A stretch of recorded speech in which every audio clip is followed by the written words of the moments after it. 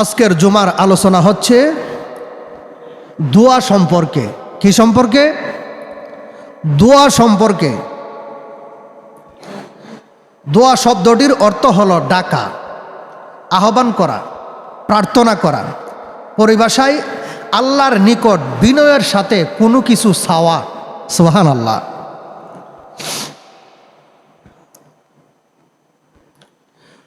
কখনো রিজিকের দোয়া, কখনো হায়াতের দোয়া, কখনো আফত বিপদের দোয়া, কখনো মনোবাসনা পূরণের দোয়া। ওই সমস্ত বাক্যগুলি আল্লাহর সাথে কথোপকথনের মাধ্যম হচ্ছে দোয়া। সুবহানাল্লাহ বলি।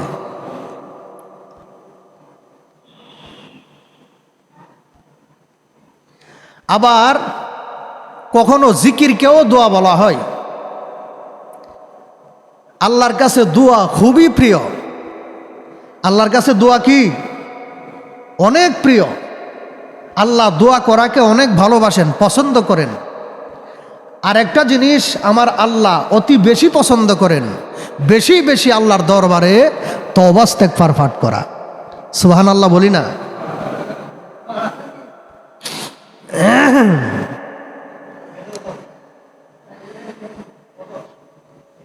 তাই তিনি আল্লাহর সমস্ত বান্দা বান্দিকে আল্লাহর দরবারে দোয়া করার জন্য আল্লাহ হুকুম দিয়েছেন, আদেশ দিয়েছেন। কেননা আমার আল্লাহ দোয়াকে অতি ভালোবাসেন, পছন্দ করেন, এবং যিনি দোয়া করেন দোয়াকারীকেও আমার আল্লাহ ভালোবাসেন। সুবহানাল্লাহ।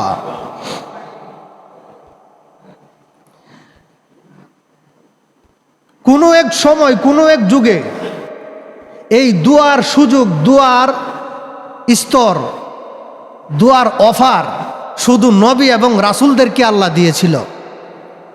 যারা নবী, যারা রাসূল, যারা আল্লাহর দরবারে নবুয়ত প্রাপ্ত হতো, যারা নবী, তাদেরকে আল্লাহ দোয়া করার সুযোগ দিত। আর অন্যান্যদেরকে আল্লাহ দোয়া করার সেই সুযোগ, সেই অফার দিতেন না। যেমন আদম আলাইহিস সালাতু ওয়াস সালাম থেকে ঈসা আলাইহিস সালাতু ওয়াস সালাম পর্যন্ত সমস্ত নবী এবং পয়গম্বর আলাইহিস সালামগণকে আল্লাহ সেই শুধু দোয়া করার সুযোগ দিত। অন্যান্য উম্মতদেরকে সেই দোয়া করার সুযোগ দিত না।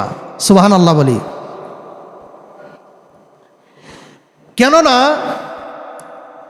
নবীদেরকে শুধু আল্লাহ পাক খাস করে আল্লাহর বান্দায়ে, আল্লাহর প্রিয় মকবুল বান্দায়ে শুধু নবী এবং রাসূলদেরকে আল্লাহ কবুল করতেন। সুবহানাল্লাহ। উম্মতদেরকে কবুল করতেন না। কেননা তারা তাদের নবীর সামনে থাকা অবস্থায় আল্লাহর সাথে শিরক করত। নাউজুবিল্লাহ বলি না? তারা তাদের নবী সাথে থাকা অবস্থায় আল্লাহর নাফরমানি করত। এই জন্য শুধু মকবুল নবী এবং রাসূলগণ ছিল, তাদেরকে আল্লাহ সেই দোয়া করার সুযোগ দিত। ওই সময় তারা নবীদেরকে মারধর করত, নবীদের উপর অত্যাচার করত।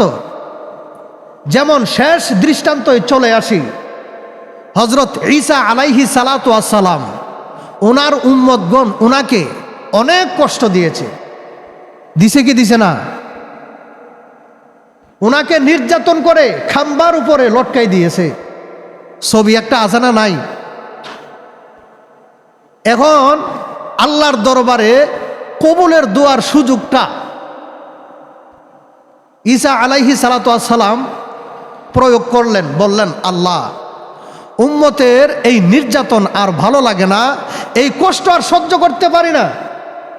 আল্লাহ, আপনি তো আমাকে দোয়ার সুযোগ দিয়েছেন, আমি দোয়া করি, আল্লাহ আপনি আমার দোয়া কবুল করেন, আপনার হাবিবের উম্মত হিসাবে আমাকে গ্রহণ করেন, এই মুহূর্তে আমাকে উঠাই নেন। যেই মাত্র ঈসা আলাইহিস সালাতু ওয়াস সালামের উম্মতগণ ওনাকে হাত পা বেঁধে ফিলারের মধ্যে আটকিয়ে ঝুলাই দিল, এমত অবস্থায় আল্লাহ ওনাকে চতুর্থ আসমানে উঠাই নিছেন। সুবহানাল্লাহ। এই দৃশ্য দেখে বুঝতে পারলো, চিনতে পারলো উম্মতরা আমাদের নবী কত দামি ছিল। সুবহানাল্লাহ বলি না? এখন বড়দিন আসলে দেখবেন, খ্রিস্টানের বড়দিন আছে না নাই? বড়দিনটা আসলে দেখবেন তারা এই দিনটাকে এমনভাবে উদযাপন করে, তারা এই দিনটাকে এমনভাবে পালন করে, তাদের ভিতরের রুহু যেন বাহির হয়ে যায়, এমন মর্মান্তিক অবস্থায় তারা এখন নবীকে চিনতে পারছে। একটা কথায় আছে না গ্রাম্য ভাষায়, থাকতে কাছে হারাইলে দাঁত, দাঁত থাকতে দাঁতের মূল্য বুঝলা না, যখন দাঁত চলে যায় তখন সেই দাঁতের মূল্য বুঝে, ঠিক না? নবীকে যখন আল্লাহ চৌথ আসমানে নিয়ে গেল তখন তারা বুঝতে পারলো তাদের নবী যে কত দামি ছিল। এই জন্য তারা হাই আফসুস, হাই হুতাশের মাধ্যমে বড়দিনকে এমনভাবে পালন করে। আমার নবী আখিরি জামানার পয়গম্বর, খাতামুন নবীন, সাইয়্যিদুল মুরসালিন, শাফি আল মুজনবিন, রাহিতুল আশিকিন বলতেছেন তাদের জন্য এই দিন তো তাদের না, এই দিন তো খাসভাবে আমি নবীর জন্য, আমার উম্মতের জন্য। সুবহানাল্লাহ। আমরা ঈসা নবীকে মানি কি মানি না? আওয়াজ দেখুন না। ঈসা নবী কি আমাদের নবী না, কিন্তু আমরা ঈসা নবীকে মানি। যদি না মানেন আপনার ঈমান থাকবে না। বাবা আদম আলাইহিস সালাতু ওয়াস সালাম থেকে যে সমস্ত নবী এবং রাসূল ঈসা আলাইহিস সালাতু ওয়াস সালাম পর্যন্ত এই পৃথিবীর জমিনে আসছেন, সমস্ত নবীকে মুসলমানগণ মানে কি মানে না? সমস্ত নবীগণের জীবন জিন্দেগি, সমস্ত নবীগণের কিতাব, সমস্ত নবীগণের আকীদা, সমস্ত নবীগণের আখলাক, সমস্ত নবীগণের ঈমান মুসলমানগণ মানে। সুবহানাল্লাহ। এমনিভাবে দুয়ার সেই সুযোগ শুধু নবীদেরকে দেওয়া হতো। উম্মতি মুহাম্মদের বেলা ভিন্ন। আমার আল্লাহ আমার নবীর মহব্বতে নবীর সমস্ত উম্মতকে সেই দুয়ার অফার দিয়েছেন। সুবহানাল্লাহ বলি না? একটু আওয়াজ দিয়ে বলি সুবহানাল্লাহ। নবীজির মহব্বতে, আল্লাহর পয়গম্বরের মহব্বতে উম্মতি মুহাম্মদের সমস্ত উম্মতকে, হক সে পাপী, হক সে নেককার, আমার আল্লাহ সকলকেই উম্মতি মুহাম্মদীকে এই দুয়ার সুযোগ দান করছেন। সুবহানাল্লাহ। বনি ইসরাইল যুগের শুধু নবীদেরকে সেই দুয়ার সুযোগ দেওয়া হতো, আর আল্লাহর হাবিবের যুগের সমস্ত আল্লাহর হাবিবের উম্মতকে আমার আল্লাহ সেই দোয়া করার সুযোগ দিয়েছেন।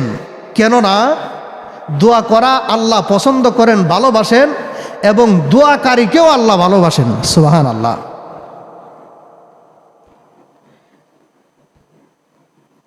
আমার রাসূল সাল্লাল্লাহু আলাইহি ওয়াসাল্লাম ইরশাদ করেন, আদ-দুআউ হুয়া ইবাদাতু, দোয়া করা হচ্ছে একটা ইবাদত।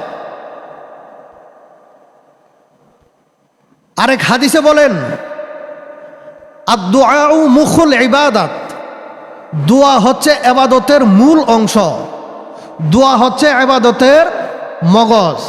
সুবহানাল্লাহ। যখন আল্লাহর বান্দা বান্দিগণ আল্লাহর দরবারে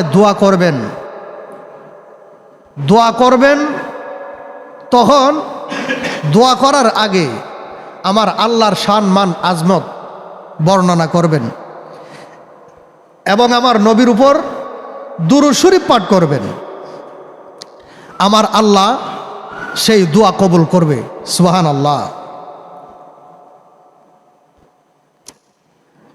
যেই দোয়ার মধ্যে নবীজির নাম নাই, যেই দোয়ার মধ্যে নবীজির দুরূদ শরীফ নাই, সেই দোয়া আল্লাহর দরবারে পৌঁছায় না, সেই দোয়া আল্লাহর দরবারে কবুল হয় না। যে দোয়ার মধ্যে নবীজির নাম আছে সেই দোয়া অবশ্যই আল্লাহর দরবারে কবুল হয়। সুবহানাল্লাহ।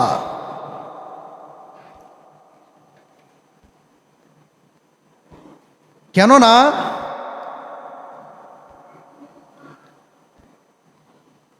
নবীজির উসিলা দিয়া দোয়া করা মুমিন মুত্তাকি মুসলমানের ইমানের আদর্শ। সুবহানাল্লাহ।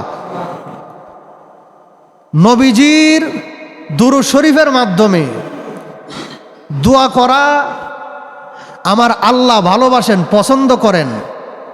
আমার আল্লাহর কোনো কাজ নাই, আমার আল্লাহর ঘুম নাই, খানা নাই, নিদ্রা নাই, কোনো কিছুই নাই। আমার আল্লাহর কোনো ইবাদত নাই, একটা ইবাদত আমার আল্লাহ করে। সুবহানাল্লাহ। কি ইবাদত করে জানতে মন চায়? আমার আল্লাহর কোনো ইবাদত নাই, তবে একটা ইবাদত আল্লাহ করে। কি ইবাদত? ইউসাল্লুনা আলান নবী, নবীর উপর সদা সর্বদা দরুদ পড়ে। সুবহানাল্লাহ বলি না? আসতে হইছে, আওয়াজ দিয়ে কর না। আল্লাহ যেই ইবাদত করে এই ইবাদতের দাম কম না বেশি? আওয়াজ দিয়ে কোন। আমার আল্লাহ যেই ইবাদত করে, আল্লাহ কি ইবাদত করে? আল্লাহ নবীর ইবাদত করে। আল্লাহ নবীর ইবাদত করে, সমস্ত সৃষ্টি জগৎ আল্লাহর ইবাদত করে। আওয়াজ দিয়ে বলি। আর আল্লাহ নবীর ইবাদত করে। সুবহানাল্লাহ। নবীকে আমার আল্লাহ কত ভালোবাসেন, যাকে ভালোবাসেন তাকেই সম্মান করেন, যাকে মহব্বত করেন তাকেই ইজ্জত দেন, তাকেই সম্মান করেন। আল্লাহর ইবাদত হচ্ছে নবীর ইবাদত করা, নবীকে সম্মান করা। আর আল্লাহর সমগ্র সৃষ্টি জগতের ইবাদত হচ্ছে আমার আল্লাহর গুণকীর্তন করা, আল্লাহর শুকরিয়া আদায় করা। সুবহানাল্লাহ। সেই জন্য আমার আল্লাহ বলেন, যদি বৃদ্ধ মুমিন মুত্তাকি মুসলমান নর নারী আমি আল্লাহর দরবারে দুই হাত তুলে দোয়া করে, আমি আল্লাহ তাদের হাত ফিরাই দিতে লজ্জাবোধ করি। সুবহানাল্লাহ। বৃদ্ধ, আবার শব্দ আরেকটা উল্লেখ করছে, যাদের দাড়ি সাদা হয়ে গেছে। এখন দাড়ি তো শুধু পুরুষের, মহিলাদের মধ্যে কি আল্লাহর ওলি নাই? কেউ আছে না? নাই। রাবেয়া বসরি কি বেড়া না বিডি? মহিলা না? আল্লাহর ওলি আছে না মহিলাদের মধ্যে? অবশ্যই আছে, অহরহ। এই জন্য শব্দে এখানে বলছেন, মুমিন মুত্তাকি ফরহেজগার মুসলমান নরনারী বৃদ্ধ অবস্থায় যখন আল্লাহর দরবারে হাত তুলে, আমার আল্লাহ তাদের হাত খালি ফিরাইতে আল্লাহ লজ্জাবোধ করে। আল্লাহ লজ্জাবোধ করে যদি যেই জিনিস, সেই জিনিস কি কবুল না হয়ে থাকতে পারে? যখন মুমিন মুত্তাকি ফরহেজগার মুসলমান নরনারী ইবাদত করবে, আল্লাহর জিকির ফিকির করবে, জিকির ফিকিরের পরে সে মুনাজাত করবে, দোয়া করবে। যদি দোয়া না করে, এই ইবাদতের সওয়াব আদ-দুআউ মাওকুফুন বাইনা সামাওয়াতি ওয়াল আরদি, দোয়াবিহীন ইবাদতের সওয়াব আসমান এবং জমিনের মধ্যবর্তী ফাঁকা জায়গায় ঘুরতে থাকে। কি করতে থাকে? ঘুরে। কই যাবে, কই যাবে, কই যাবে, এইরকম ভাবে ঘুরতে থাকে। নবীর নাম ব্যতীত যেমন দোয়া কবুল হয় না, দোয়া ব্যতীত ইবাদতের সওয়াব কবুল হয় না। সুবহানাল্লাহ। দোয়া ব্যতীত ইবাদতের সওয়াব, নেক আমলের সওয়াব কবুল হয় না। দোয়ার মধ্যে রাসূলের নাম ব্যতীত সেই দোয়া কবুল হবে না। প্যারা হাজরিন, আমার আল্লাহ পাক বিশেষ কয়েকজন ব্যক্তির দোয়া আল্লাহ সরাসরি কবুল করে। সুবহানাল্লাহ। এক নম্বরে পিতামাতার, দুই নম্বরে মজলুম যিনি অত্যাচারিত, তিন নম্বরে হাজী সাহেব, চার নম্বরে সফরকারী মুসাফির, পাঁচ নম্বরে মিসকিন, ছয় নম্বরে অসুস্থ ব্যক্তি। সুবহানাল্লাহ। যাদের দোয়া করতে দেরি, আল্লাহ কবুল করতে দেরি করেন না। সুবহানাল্লাহ বলি। মা বাবা যদি দোয়া করে সন্তানের জন্য, সেই দোয়া কি কবুল না হয়ে থাকতে পারে? অবশ্যই দোয়া কবুল। 70 জন কামিলিয়াত ওয়ালি যদি এক পাশে রাখেন, মা বাবাকে এক পাশে রাখলে, যদি বলেন ওলিদেরকে আমার জন্য আপনারা মাগফিরাতের দোয়া করেন, আর মা বাবাকে যদি বলেন আমার জন্য বদদোয়া করেন, এখন 70 জন ওলি তারা আসমান দিয়ে উড়ে যাইতে পারে, কারামাতওয়ালা, ফানির মধ্যে জায়নামাজ বিছায় নামাজ পড়তে পারে, এমন কারামত, মরা মানুষ জিন্দা করতে পারে। সুবহানাল্লাহ বলি না? কি মরা মানুষ জিন্দা করেন না? উলি আছে না? আমার বাবা গাউসে বাগ কি মরা মানুষ জিন্দা করছে না? করছেনি? এক পাশে রাখেন, মা বাবা এক পাশে রাখেন, যদি বলেন আমার জন্য মাগফিরাতের দোয়া করেন, আর মা বাবাকে যদি বলে আমার জন্য বদদোয়া করেন, 70 জন ওলি ফেল। মা বাবা দোয়া করার লাগবে না, হালি যদি বলে আল্লাহ আমার সন্তানটার দ্বারা কষ্ট পাইছি, আকাশে বিদ্যুৎ চমক দেয় কি দেয় না? এই বিদ্যুৎ চমকের চাইতে আরো দ্রুত গতিতে আল্লাহর দরবারে পৌঁছে কবুল হয়ে যায়। সুবহানাল্লাহ বলি। এবং মজনুন, যিনি অত্যাচারিত ব্যক্তি দোয়া করলে, যদিও সে পাপিষ্ঠ হয়, আল্লাহর দরবারে যাই বলে দোয়া করবে অত্যাচারিত ব্যক্তি, আল্লাহর দরবারে সেই দোয়া কবুল হয়ে যাবে। এই জন্য আল্লাহ বলেন দোয়াকারীকে পছন্দ করি, দোয়া করাকেও পছন্দ করি, যিনি দোয়া করবে তাকেও পছন্দ করি। আমার নবীজি বললেন, আল্লাহ অন্যান্য নবীদের উম্মতের তো দোয়ার সুযোগ ছিল না, আমার উম্মতের কি দোয়ার সুযোগ থাকবে? আল্লাহ বলেন, হাবিব আপনার খাতিরে আপনার সমস্ত উম্মতকে বনি ইসরাইল যুগের নবীগণের দোয়ার যেই পাওয়ার ছিল, যেই ক্ষমতা ছিল, আপনার উম্মতের মধ্যে সবচাইতে নালায়েক যেই উম্মত, এই উম্মতের দোয়ার পাওয়ার অতটুক থাকবে। সুবহানাল্লাহ। আর একজন নেককার ব্যক্তির দোয়ার পাওয়ার কতটুক থাকবে কল্পনা করা যায়? কোনো হিসাব করা যায়? হিসাব করা যায় না। এই কথা শুনে হযরত আনাস রাদিয়াল্লাহু তাআলা আনহু বলেন, ইয়া রাসূলুল্লাহ, নবী গো, হে আল্লাহর হাবিব, আমি দোয়া করি আমার দোয়া কবুল হয় না। সুবহানাল্লাহ বলতেন না? আনাস রাদিয়াল্লাহু তাআলা আনহু কি আমাদের যুগের মানুষ? আমার নবীর যুগের মানুষ, নবীর সাহাবী। হযরত আনাস রাদিয়াল্লাহু তাআলা আনহু বলেন, নবী গো, আমি যে দোয়া করি আমার দোয়া কবুল হয় না।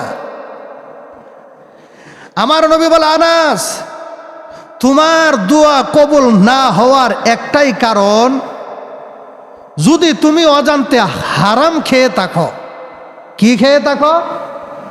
তুমি যদি অজান্তে হারাম খেয়ে থাকো, তাহলে তোমার দোয়া কবুল হবে না। তুমি চিন্তা করে দেখো, তুমি অজান্তে হারাম খাইছো কিনা। যদি হারাম খেয়ে থাকো তাহলে তোমার দোয়া কবুল হবে না। আর একজন হারাম বক্ষণকারী 40 দিন পর্যন্ত সে দোয়া করলে, সে আবাদত করলে, তার আবাদত আর দোয়া কবুল হবে না। হযরত আনাস রাদিয়াল্লাহু তাআলা আনহু চিন্তা ফিকির করতে লাগলেন, আমার নবীর জলিল কদর সাহাবী। চিন্তা করতে করতে করতে করতে করতে তাদের মধ্যে তো সেই রাউটার আছে, কোন জায়গায় সমস্যা, টেস্টার আছে চেক করার। সুবহানাল্লাহ বলি। যখন সে ওনার সমস্যা বুঝতে পারলো, আমার নবীজির কদম মুবারকে জড়িয়ে ধরে বলে, ইয়া রাসূলুল্লাহ, নবী গো, আমার জীবনে এরকম সমস্যা ছিল, এরকম একটা সমস্যা হয়েছে বিদায়, ওই কারণেই মনে হয় আমার দোয়া কবুল হয় না। আপনাকে সাক্ষী রেখে আল্লাহর দরবারে তওবা করলাম, আমি আনাস যতদিন দুনিয়ার জমিনে বেঁচে থাকি আমার দ্বারা এইরকম আর হবে না। সুবহানাল্লাহ।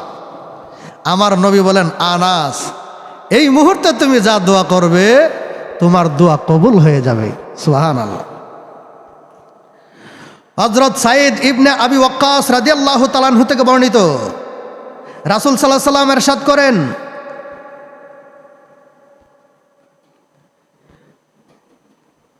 তিনি বলেন, যখন একজন মানুষ দোয়া করবে, একজন মুমিন মুত্তাকি মুসলমান ফরহেজগার দোয়া করবে আল্লাহর কাছে,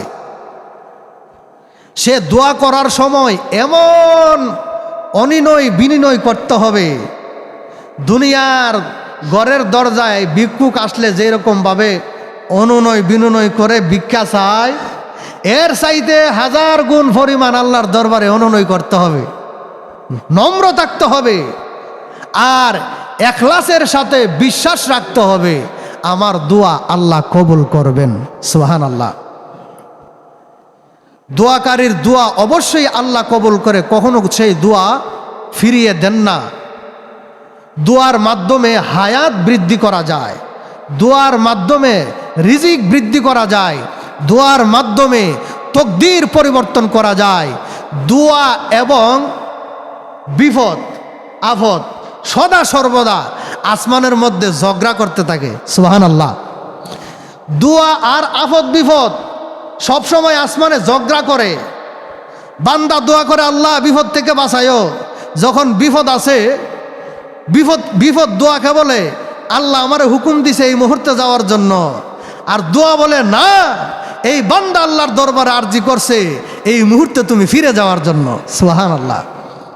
দোয়ার মাধ্যমে ভাগ্য পরিবর্তন হয়, দোয়ার মাধ্যমে আফত বিপদ দূরীভূত হয়, দোয়ার মাধ্যমে রিজিক বাড়ে, দোয়ার মাধ্যমে হায়াত বাড়ে, দোয়ার মাধ্যমে আল্লাহর সান্নিধ্যতা লাভ করা যায়। সুবহানাল্লাহ।